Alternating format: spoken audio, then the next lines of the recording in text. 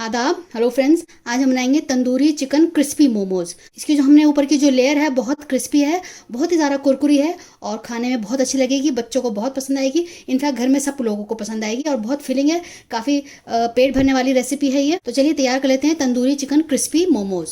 Crispy momos के लिए आप देख लीजिए, मैंने 1.5 कप आटा लिया है। आप इसको मैदे में भी तैयार कर सकते हैं। 1/4 टीस्पून मैंने नमक लिया है। 8 टीस्पून मैंने बेकिंग पाउडर लिया है। बेकिंग पाउडर डालने से ये होगा कि कभी कभी चूहे हो जाते हैं। वैसे तो मैदे में होते हैं, आटे में नहीं हो, थोड़ा सा डाल दे रहे हैं। वैसे बिल्कुल ऑप्शनल है। थोड़ा सा इसमें हम ऑयल डालेंगे, 1 टीस्पून। उसका थोड़ा सा सख्त आटा हम गूंदेंगे। तो बाकी चीज़ें तब तक मैं आपको दिखा देती हूँ। मैंने ये 200 ग्राम चिकन मिन्स लिया है। एक प्याज को अंडे जैसे काट लिया है। 2 हरी मिर्च हैं, अदरक को ग्रेट कर लिया है। काली मिर्च 1/2 टीस्पून, नमक है। 1/2 टीस्पून सोया सॉस का हम इस्तेमाल करेंगे। तो सबसे पहले हम आटे को गूंद कर रख देते हैं, क्योंकि इसको हमें रेस्ट करने के लिए रखना होगा। बाय द टाइम ये रेस्ट होगा तब तक हम चिकन की फिलिंग तैयार कर लेते हैं। तो थोड़ा थोड़ा पानी डालते हुए इसको हम गूंद लेंगे। हल्का सा गुनगुना पानी है ये, वार्म वाटर।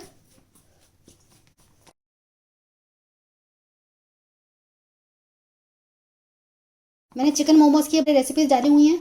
वेज आटा मोमोज, चिकन मोमोज, तंदूरी मोमोज, और उसकी जो चटनी होती है मोमोज की, वो कैसे तैयार करनी है पूरा मेरे चैनल पे आप देख सकते हैं। पार्ट 1, पार्ट 2, पार्ट 3 करके मैंने रेसिपीज डाली हुई हैं। तो ये हमारा आटा तैयार हो गया है। इसको मैंने टाइट डो तैयार किया है और इसको 15 से 20 मिनट के लिए हम रेस्ट करने के लिए रख देते हैं। मैंने इसको ढक दिया है, तब तक हम चिकन की फिलिंग तैयार कर लेते हैं। दूसरी तरफ मैंने एक बड़ा सा टमाटर ले लिया है ये, और 15 से 20 मैंने साबुत लाल मिर्च ली हैं, और 10-12 मैंने लहसुन की कलियां लिए हैं। और इसमें मैंने हल्का सा कट लगा दिया, ताकि क्योंकि इसका हमें छिलका उतारना है। तो यहाँ पे मैंने एक्स बना दिया है, यहाँ से ये काट दिया है।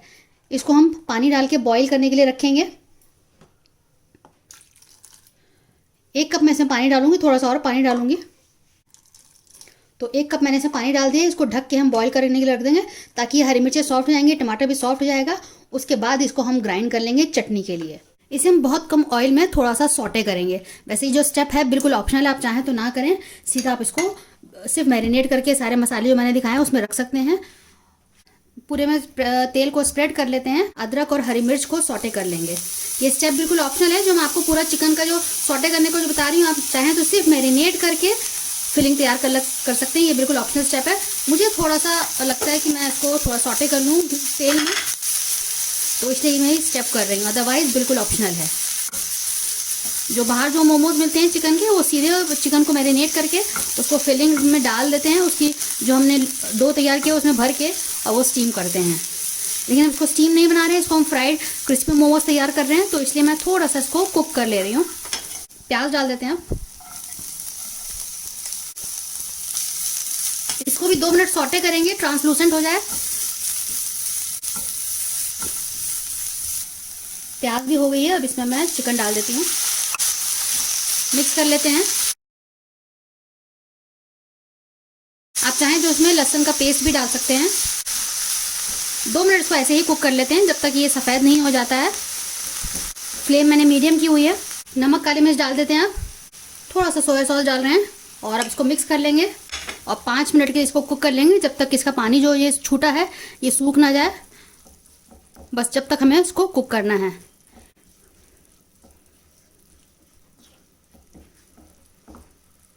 तो छोड़ देते हैं इसको। जब ये पानी सूख जाता है, ये कुक हो जाता है, गल जाता है। चिकन को गलने में टाइम नहीं लगता है। अगर 70-80% भी कुक हो जाएगा तो काफ़ी है। बाकी क्योंकि इसको हमें फ्राई करना है तो उसमें भी ये हो जाएगा। देखिए पानी सूख गया है, बिल्कुल कुक गया है, और इसमें ऑयल भी बिल्कुल आपको नहीं दिख रहा है। तो इसमें अब लास्ट में थोड़ा सा हरा धनिया डाल देते हैं और इसको मिक्स करके इसको ठंडा कर लेंगे। तो ये हमारी फिलिंग बिल्कुल अच्छी तैयार हो जाएगी। और इसका नमक ज़रूर चख लीजिएगा। तो बस इसको मैं हटा देती हूँ। तो हमारी फिलिंग तैयार हो गई है। आटा हमारा रेस्ट कर चुका है। ये मैंने बॉईल कर लिया। इसका देखिए छिलका अपने आप से हटने लगा है। तो ये ठंडा हो जाएगा तो छिलका इसका हम हटा लेंगे। उसके बाद इस पूरे को हम पीस लेंगे। जो पानी इसका थोड़ा बहुत बचा हुआ है उसी में इसको हम पीसेंगे। या तो आप छोटी छोटी लोइयाँ तैयार कर सकते हैं। एक बड़ी सी रोटी बना के उसको, जैसे कि मैं आपको दिखा देती हूँ, एक रोटी की तरह तैयार कर लेंगे। रोटी जितनी पतली करते हैं उससे थोड़ा सा हमें मोटा करना होगा।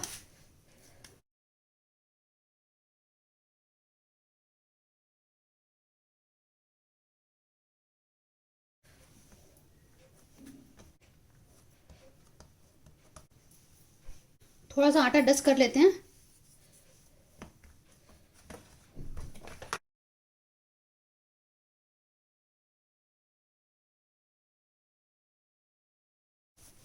किनारों से पतला करना होगा, क्योंकि जब किनारे सारे मुड़ जाते हैं तो वो पोर्शन फिर मिलके मोटा हो जाता है। तो किनारों को खास तौर पर आपको ध्यान रखना है कि आपको उसको पतले करने हैं।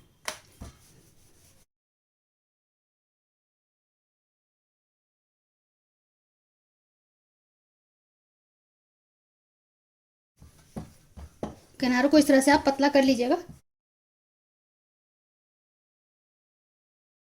देखिए मैंने एक ही बार सूखा आटा लगाया, उसके बाद लगाने की ज़रूरत नहीं पड़ी है।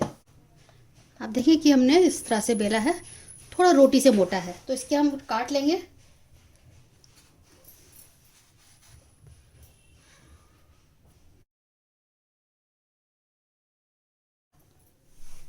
तो सारे हम इस तरह से तैयार कर लेते हैं। अब हम एक एक लेके इसमें डालेंगे फिलिंग।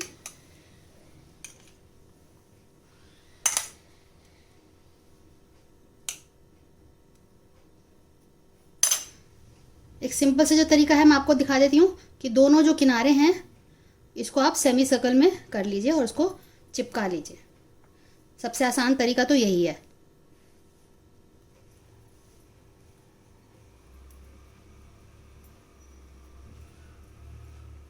इस तरह से सबको मिला दीजिए। देखिए कितने बढ़िया तरीके से मोमोज तैयार हो गए हैं।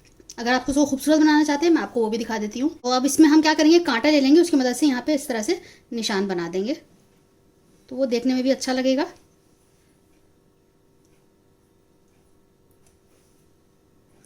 कितना बढ़िया सा हमारा चिकन मोमोज तैयार हो गया। तो सारे इस तरह तैयार कर ले। तो सारे हमारे तैयार हो गए हैं। अब इनको हम फ्राई करेंगे, लेकिन इसको कुरकुरे क्योंकि मोमोज तैयार कर रहे हैं तो इसको हम इसकी कोटिंग करेंगे।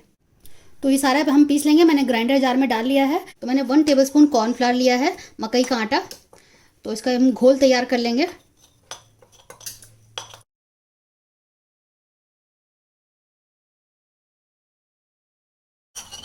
तो ये हमारा घोल तैयार हो गया है। और दूसरी तरफ मैंने कॉर्नफ्लेक्स लिए हैं, इसको हम क्रश कर लेंगे हाथ से। तो इसको मैंने बिल्कुल क्रश कर लिया है, चूरा कर लिया है। अब एक एक करके हम इसमें डिप करेंगे कॉर्नफ्लावर में और इसमें कोट कर देंगे। आप कॉर्नफ्लावर की जगह अंडा भी ले सकते हैं, अंडे की कोटिंग करके आप ये कर सकते हैं। तो जैसा आपको अच्छा लगे टेस्ट के हिसाब से आप उसको कर सकते हैं। एक्स्ट्रा झाड़ दें और इस तरह से हम सारे तैयार कर लेते हैं। तो ये हमारे सारे तैयार हो चुके हैं और इनको अब हम फ्राई कर लेते हैं। तेल गरम हो गया है, इसको अब हम फ्राई कर लेते हैं। जितना आपके पैन में आ जाए उतना आप डालिए। और अब फ्लेम को मैं लो कर देती हूँ। मैंने हाई फ्लेम पे इसको तेल को गर्म कर लिया। अब मीडियम फ्लेम पे इसको हम करेंगे। जैसे आप नॉर्मली तलते हैं बिल्कुल वैसे ही तलना है, इसमें कोई खास टेक्निक नहीं है। अभी नहीं इसको टच करेंगे, 1 मिनट इसको ऐसे ही छोड़ देते हैं। अब इनको पलट देते हैं। दूसरी साइड से भी ऐसे ही कर लेंगे। अब ये हो गए हैं, इनको हम निकाल लेते हैं। आप देखिए कितनी अच्छी कोटिंग आ गई है और हमारे क्रिस्पी करारे मोमोज तैयार हो गए हैं। तो सारे हम इस तरह से तलकर आपको दिखाते हैं और इसको किस तरह से सर्व करना है, कौन कौन सी चटनी देनी है। इसकी हम 2 चटनी तैयार कर रहे हैं। मैंने कोयला को डायरेक्ट फ्लेम पे रख के इसमें आग सी लग गई है। आप देखो इसमें धुआं उठ रहा है। अब इसमें हम तंदूरी फ्लेवर देंगे। तो इसमें थोड़ा सा हम ऑयल डाल देते हैं। आप ऑयल, घी, बटर कुछ भी डाल सकते हैं और इसको आप ढक देते हैं।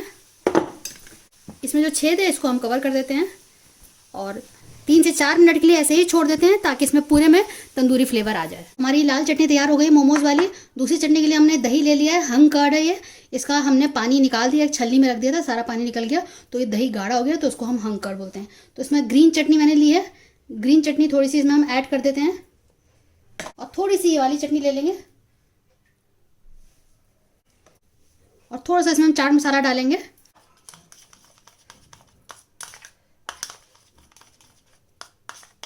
तो हमारी दही वाली चटनी तैयार हो गई। तो इस तरह से आप 2 चटनी तंदूरी क्रिस्पी मोमोज के साथ पेश कर सकते हैं। तो हमारे तंदूरी क्रिस्पी चिकन मोमोज तैयार हो गए हैं। आप देखें कितने ज़बरदस्त बने हैं और आप किसी भी चटनी के साथ इसको सर्व कर सकते हैं। चाहे आप ये बना लें, चाहे आप ये बना लें। फिलिंग आप अपने हिसाब से बना सकते हैं। आप इसमें वेज फिलिंग भी बना सकते हैं, उसकी भी रेसिपी मैंने डाली हुई है। आप वो मेरे चैनल पे चेक कर सकते हैं कि इसकी वेज फिलिंग किस तरह से तैयार करनी है। और अगर रेसिपी आपको पसंद आई हो तो लाइक ज़रूर करिएगा, शेयर ज़रूर करिएगा। हमें आपके फीडबैक का काफ़ी इंतज़ार रहता है। हमें उनको पढ़ना अच्छा लगता है और जवाब देना अच्छा लगता है। तो आप शेयर ज़रूर करिएगा मेरी रेसिपी को। अगली बार मिलते हैं किसी नई रेसिपी के साथ। तब तक के लिए शुक्रिया। देखते रहिए शैलाज़ दस्तरखान।